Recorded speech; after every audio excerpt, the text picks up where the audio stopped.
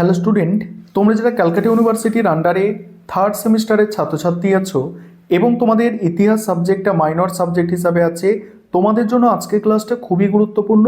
আজকের ক্লাসে তোমাদের 4টি গুরুত্বপূর্ণ 5 নম্বরের প্রশ্নের উত্তর নিয়ে আলোচনা করব। প্রথম প্রশ্ন, বৈদিক যুগে চতুরাশ্রম প্রথা।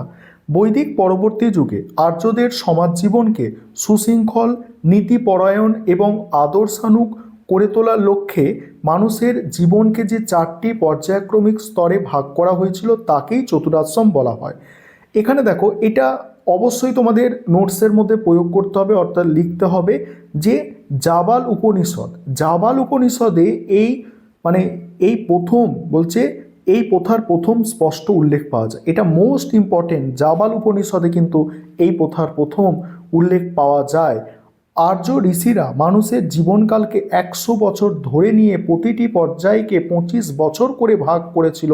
আর এই প্রথার মূল উদ্দেশ্য ছিল মানুষের জীবনের 4টি মূল লক্ষ্য বা পুরুষার্থ, ধর্ম, অর্থ, কাম ও মোক্ষ অর্জন করা। এখানে দেখো, চতুরাশ্রম প্রথার প্রথম পর্যায় হলো ব্রহ্মচর্য। বাল্যকালে উপনয়ন সংস্কারের পর ছাত্রকে গুরুগৃহে থেকে কঠোর সংযম, নিয়মানুবর্তিতা ও ব্রহ্মচর্য পালন করে বেদ ও অন্যান্য শাস্ত্রের শিক্ষা নিতে হতো। এই পর্বে গুরুর নির্দেশ পালন ছিল শিষ্যের প্রধান ধর্ম। শিক্ষা সমাপ্ত হলে সমাবর্তন অনুষ্ঠানের মাধ্যমে ছাত্র নিজে গৃহে ফিরে আসতো। এরপরেই শুরু হতো দ্বিতীয় এবং সমাজতাত্ত্বিক দিক থেকে সবচেয়ে গুরুত্বপূর্ণ স্তর, গার্হস্থ্য। বিবাহ করে সংসার ধর্ম পালন, সন্তান উৎপাদন এবং পঞ্চ মহাযজ্ঞ ঋষি দেব পিতৃ ভূত যজ্ঞের মাধ্যমে সমাজ ও দেবতাদের প্রতি ঋণ শোধ করাই ছিল গৃহস্থের কর্তব্য।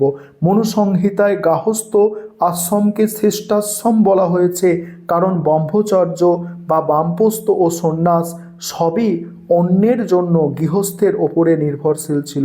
বলছে সবই অন্যের জন্য গৃহস্থের ওপরেই নির্ভরশীল ছিল। এবার কি বলা হচ্ছে, তৃতীয় পর্যায়ে হলো বানপ্রস্থ। 50 বয়সে 50 বছরের বেশি বয়সে সংসারের দায়িত্বের পরবর্তী প্রজন্মের হাতে ন্যস্ত করে অরণ্য গমন করাই ছিল এই আশ্রমের নিয়ম। এই সময় মানুষ জাগতিক মোহ ও ভোগবিলাস ত্যাগ করে ঈশ্বরের ধ্যান ও স্বাস্থ্য আলোচনায় মগ্ন থাকতেন। জীবনের সর্বশেষ পর্যায় হলো সন্ন্যাস বা জ্যোতি। এই স্তরে মানুষ সমাজ ও সংসারের সঙ্গে সমস্ত রকম বন্ধন ছিন্ন করে এক বস্ত্র পরিধান করে মোক্ষ লাভের উদ্দেশ্যে পরিব্রাজকের মতো জীবনযাপন করতেন। বৈদিক সমাজ ব্যবস্থায় ব্যক্তির আধ্যাত্মিক বিকাশ ও সামাজিক ভারসাম্য রক্ষায় চতুরাশ্রম প্রথা এক অত্যন্ত তাৎপর্যপূর্ণ ভূমিকা পালন করেছিল।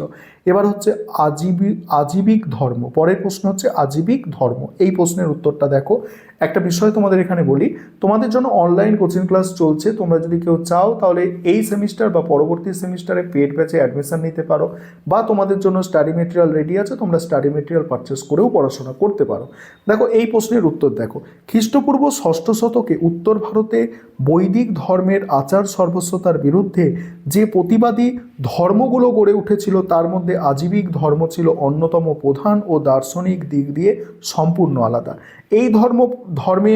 এই ধর্মের প্রতিষ্ঠাতা ছিলেন মক্খলি গোসাল। তিনি জৈন তীর্থাঙ্ক মহাবীরের সমসাময়িক ছিলেন এবং দীর্ঘ 6 বছর মহাবীরের সঙ্গেই তপস্যা করেছিলেন, কিন্তু পরে মতপার্থক্যের কারণে তিনি আলাদা হয়ে আজীবিক সংঘ প্রতিষ্ঠা করেন। আজীবিকদের দর্শনের মূল কথাই হলো নিয়তিবাদ বা ভাগ্যবাদ। মখলি গোসল মনে করতেন মানুষের জীবনে সুখ দুঃখ, লাভ ক্ষতি বা জীবন মৃত্যু সব কিছু আগে থেকে নির্ধারিত। মানুষের নিজস্ব কর্ম বা চেষ্টা দিয়ে এই ভাগ্য পরিবর্তন করা অসম্ভব। যেমন সুতো ভর্তি বল গড়িয়ে দিলে তা যেমন নিজেই থেকেই খোলে, জীবনও ঠিক তেমনই নিয়তির নিয়মে চলে। এই তত্ত্বে কর্মফলের কোনো স্থান ছিল না, যা বৌদ্ধ বা জৈন ধর্ম থেকে একে আলাদা করেছিল। আজীবিক সন্ন্যাসীরা অত্যন্ত কঠোর কৃচ্ছ সাধন করতেন এবং অনেকেই পোশাক বর্জন করে নগ্ন থাকতেন। মৌর্য যুগে এই ধর্ম প্রবল জনপ্রিয়তা পায়। সম্রাট বিন্দুসার এই ধর্মের একনিষ্ঠ পৃষ্ঠপোষক ছিলেন। সম্রাট অশোক ও তার পৌত্র দশরথ আজীবিক সন্ন্যাসীদের বসবাসের জন্য গয়ার কাছে বারাবর ও নাগার্জুনী পাহাড়ে সুন্দর গুহা দান করেছিলেন। প্রাচীন ভারতের নাস্তিক্যবাদী দর্শনের ইতিহাসে আজীবিক ধর্মের প্রভাব ছিল সুদূর প্রসারী। তারপরের প্রশ্ন কি আছে, সভা সমিতি। এখানে কি বলা হচ্ছে দেখো, সভা সমিতি কি বলা হচ্ছে দেখো, এখানে সভা সমিতি দেখো প্রথম কি বলা হচ্ছে দেখো, ঋগ বৈদিক যুগে রাজতন্ত্র প্রচলিত থাকলেও রাজার ক্ষমতা নিরঙ্কুশ বা স্বেচ্ছাচারী ছিল না। রাজার ক্ষমতার নিয়ন্ত্রণ ও শাসন কার্য পরিচালনার জন্য সভা সমিতি নামে দুটি অত্যন্ত শক্তিশালী ও গণতান্ত্রিক গণপরিষদের অস্তিত্ব ছিল। অথর্ববেদে এই দুটি প্রতিষ্ঠানকে প্রজাপতি ব্রহ্মার দুই কন্যা বলে অভিহিত করা হয়েছে, যা থেকে এদের গুরুত্ব অনুধাবন করা যায়। তবে এই দুই প্রতিষ্ঠানের গঠন ও কার্যাবলীর মধ্যে কিছু মৌলিক পার্থক্য ছিল। সভা ছিল তুলনামূলকভাবে ক্ষুদ্রতর একটি পরিষদ, যা মূলত বয়োজ্যেষ্ঠ ও জ্ঞানী এবং সমাজের সম্ভ্রান্ত বা অভিজাত ব্যক্তিদের নিয়ে গঠিত হতো। একে অনেকটা আধুনিক কালের উচ্চকক্ষ এর সঙ্গে তুলনা করা চলে। ঋগ্বেদে সভার উল্লেখ থেকে জানা যায় এটি মূলত বিচার বিভাগীয় কাজ এবং গ্রামীণ সমস্যা সমাধানের দায়িত্ব পালন করত। তারপরে কি বলা হচ্ছে দেখো, মজার বিষয় হলো আদি বৈদিক যুগে নারীরাও সভায় অংশগ্রহণ করতে পারতেন এবং তাদের সমাবতী বলা হতো। এই রাজনৈতিক আলোচনার এটি রাজনৈতিক আলোচনার পাশাপাশি সামাজিক মেলামেশারও একটি স্থান ছিল। অন্যদিকে সমিতি ছিল সমগ্র উপজাতির সাধারণ পরিষদ বা জাতীয় সভার মতো। রাজ্যের সাধারণ মানুষ বা বিশর প্রতিনিধিরা এখানে উপস্থিত থাকতেন।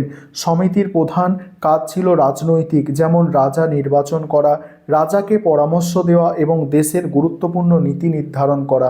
সমিতির অধিবেশনে সভাপতিত্ব করতেন স্বয়ং রাজা। ঋগ বৈদিক যুগে এই দুই প্রতিষ্ঠান প্রবল প্রতাপ থাকলেও পরবর্তী বৈদিক যুগে যখন বড় বড় রাজ্যের উদ্ভব ঘটে এবং রাজ ক্ষমতা বৃদ্ধি পায়, তখন সভা সমিতির গুরুত্ব ক্রমশ হ্রাস পেতে থাকে এবং নারীদের অংশগ্রহণের অধিকার লুপ্ত হয়।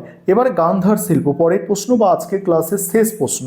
গান্ধার শিল্পের উৎকর্ষতা সম্পর্কে স্বদেশ এবং বিদেশে ভূয়সী প্রশংসা শোনা যায়। এই শিল্প যে প্রাচীন ভারতে এক অনবদ্য সৃষ্টি, সে বিষয়ে কোনো সন্দেহ নেই।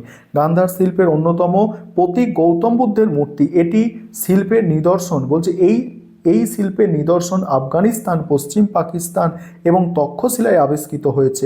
এই শিল্পের ওপর ভারতীয়, গ্রিক, রোমের প্রভাব পড়েছিল এবং এই জন্য এই শিল্পকে রোমান, গ্রিক ও ভারতীয় ধারার এক সমন্বয় বা সংমিশ্রণ বলা হয়।